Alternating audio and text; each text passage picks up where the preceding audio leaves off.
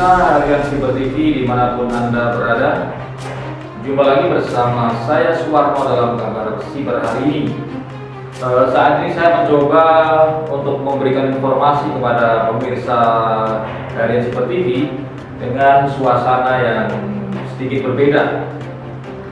Baik, informasi ataupun berita kali ini datang dari Kabupaten Demak, Jawa Tengah.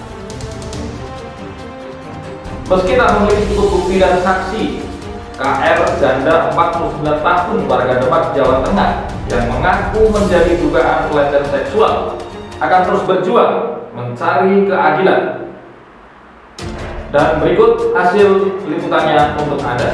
KR janda 49 tahun warga desa Turi Rejo, Kabupaten Demak, Jawa Tengah mengaku menjadi korban pelecehan seksual yang diduga dilakukan oleh Soeharto, pemilik pengobatan herbal yang berada di Kecamatan Karangrayung, Kabupaten Grobogan.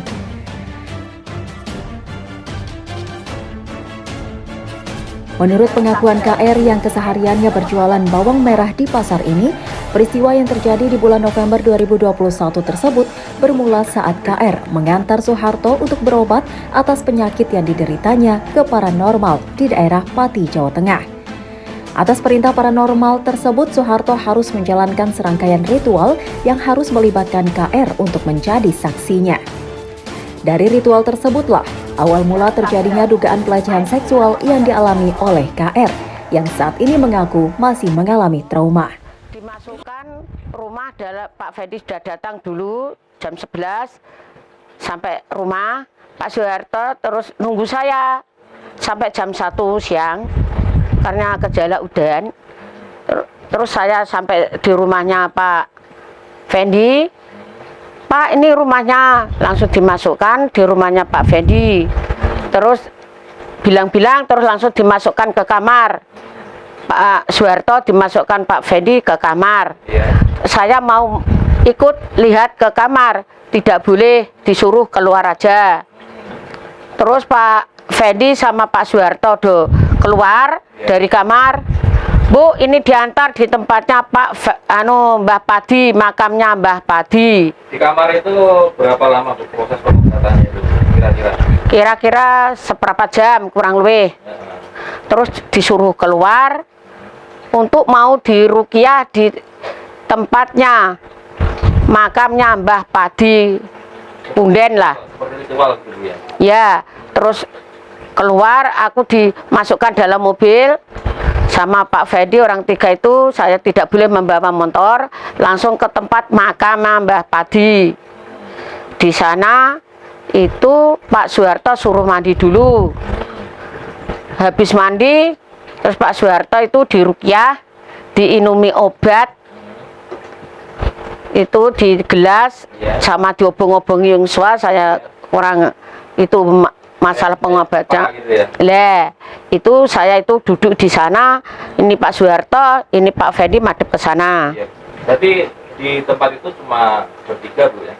Bertiga, enggak ada orang lain, suwepi, enggak ada orang lain. Itu sekitar jam berapa Bu di tempat itu? Jam setengah 2, jam 1 lebih. 1 siang.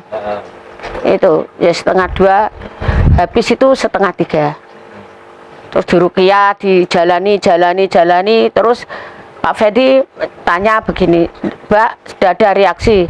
Sudah kencang. Nah, katanya bilang gitu. Ya Pak, kalau sudah kencang, tunggu terus tudut ngatain kok kalau teng mriko rada jauh lah. Nah, 1,5 meteran lah saya duduknya. Berarti Ibu nggak mendengar apa yang mereka bicarakan ya setelah itu Bu ya? Mendengar semuanya. Lah, terus nyuruh saya yang namanya Pak Fendi. Bu, ini Bu untuk dilihat, dibuktikan Bu. Jawab saya, enggak mau. Om, saya enggak mau karena saya kafidoh, enggak boleh.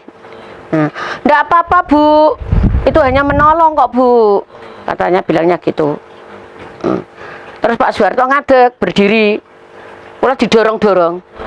Ikut saya, boleh, ikut saya, dipegang-pegangnya, tangan-tangan saya dipegang-pegang karo Pak Soeharto. Terus saya ikutlah, kayak enggak sadar ya, sadar. Apa itu? Pertama tempat kamar mandi. Kamar mandi ya. Ya, kamar mandi. Terus habis itu? Habis itu Pak Soeharto itu lepas celana. Terus saya didorong, didudukkan kepala saya, Didekatkan dengan didekatkan itu barangnya Pak Soeharto langsung dimasukkan. Tidak hanya KR saja yang mengaku menjadi korban dugaan pelecehan seksual, anak perempuan dari KR pun juga mengaku pernah disuruh telanjang untuk menjalankan ritual penyembuhan penyakit. Namun ritual tersebut urung dilakukan lantaran suami dari anak KR tidak mengizinkan. Memang saya pernah ke sana 2 kali mengobatan istri saya sakit, katanya sakit guna-guna sama orang lain atau santet. Yang ketiga kalinya disuruh ke sana lagi, tapi disuruh mau dimandiin tapi ditelanjangin. Habis itu terus saya menolak, terus saya nggak ke sana lagi. memang istrinya sakit apa dulu?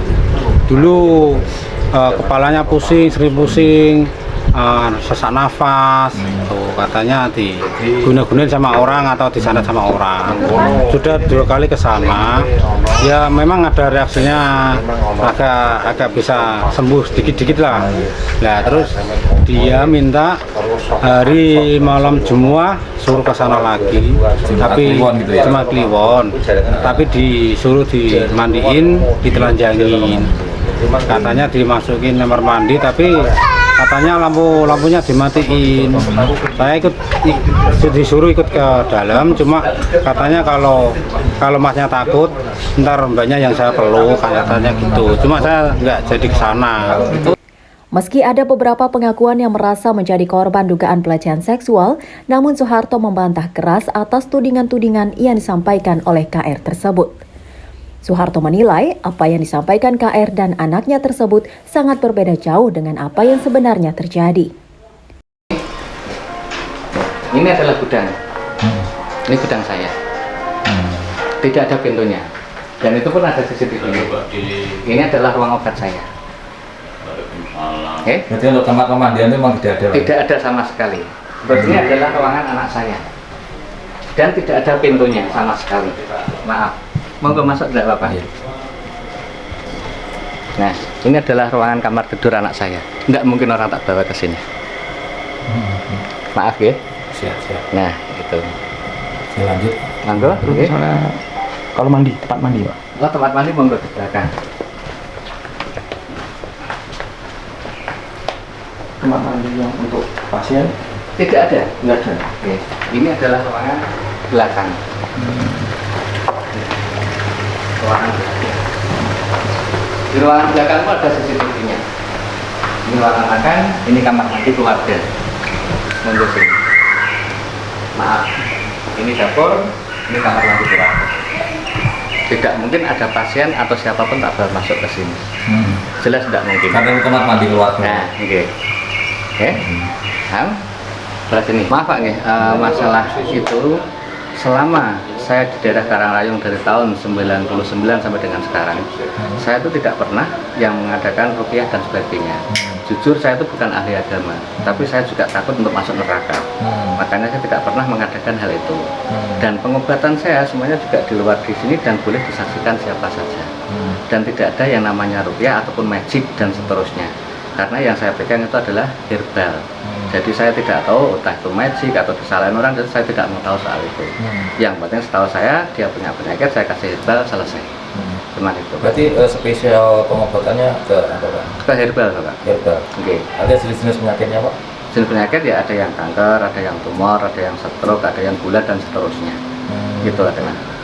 Dengan adanya memang tidak melakukan dan memang tidak ada metode ruqyah tersebut, yang kemarin sempat menyebutkan ada tempat-tempat untuk tempat ruqyahnya Pak. Nah, nanti Bapak boleh melihat di mana ada tempat yang saya gunakan untuk ruqyah, karena saya pengobatannya di luar.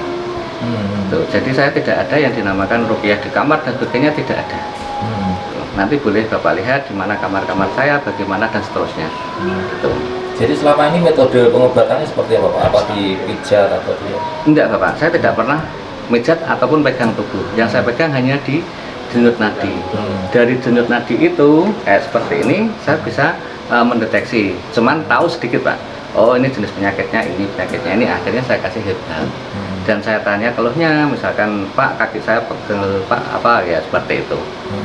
Ya, itu. Terus bagaimana Pak langkah Bapak sendiri dalam menghadapi yang mungkin Bapak menganggap ini adalah fitnah? Itu bagaimana Pak menanggapinya yang secara perasaannya gimana? Kalau saya menanggapi hal itu seperti apa yang dikatakan wasiat dari orang tua saya, Mas. Saya disuruh puasa 3, 1 puasa mata, 2 puasa telinga, 3 puasa mulut. Jadi kita tidak boleh melihat hal-hal yang sekiranya tidak baik ke diri kita. Kita tidak boleh mendengarkan hal-hal yang sekiranya menyakitkan hati kita. Kita tidak boleh bicara yang sekiranya itu tidak fakta. Maka dari itu, kalau saya menanggapi ini, biarlah saja nanti waktu yang memutuskan atau Tuhan yang memutuskan. Saya ikhlas, tidak ada masalah salah, Pak. Gitu. Ya. Pak, saya hampir 7 tahun. 7 tahun. Nggih, tapi membantu di sini 3 tahun ini. Nggih, mulai dari masaan waktu sakit itu sampai meninggal. Terus sampai bagaimana sekarang. Mbaknya melihat Pak Harto dalam kesehariannya? Kalau Bapak dalam kesehariannya, saya jujur beliau bijaksana, meskipun beliau orang kaya, tapi tidak pernah membedakan itu karyawan atau apa, semuanya itu Bapak itu baik gitu. Nih. Terus untuk metode pengobatannya kalau yang Mbak tahu seperti apa? Selama saya di sini tahunya ya cuma di kursi depan itu, Kursi depan, duduk di nggih. Karena kadang kalau Bapak luar kota nomornya yang dikasihkan kan di nomor saya gitu. Enggak ada. Kita punya yang untuk sholat itu Bapak kalau di depan bisa, di sini bisa. Meski sudah masuk ke pelaporan kepolisian, namun Soeharto melalui kuasa hukumnya akan siap mengikuti proses hukum yang saat ini dilakukan oleh Polres Pati. Pak Harto menanggapi laporan kepolisian dari saudara K ini bagaimana? Baik, jadi yang pertama saya ambil langkah setelah ada berita saudara K ini mengajukan permasalahan ini ke aparat penegak hukum. Kami sepakat antara pihak kami dan pihaknya K ada pertemuan di sebuah tempat di Pati. Dari hasil pertemuan itu ada mediasi agar permasalahan ini diselesaikan secara kekeluargaan tapi dengan syarat. Nah, syarat yang diajukan saudara K ini minta kompensasi senilai 100 juta. Nah, pada saat itu saya tidak bisa menjawab atau belum bisa memberikan putusan sebelum kami sampaikan ke klien kami. Nah, sebenarnya pihak K pada saat itu mendesak dan memaksa untuk saya menghubungi klien per telepon dan diputuskan sekarang. Saya bilang nggak bisa begitu. Karena uang 100 juta ini ya juga tidak sedikit. Saya harus ketemu dengan yang bersangkutan.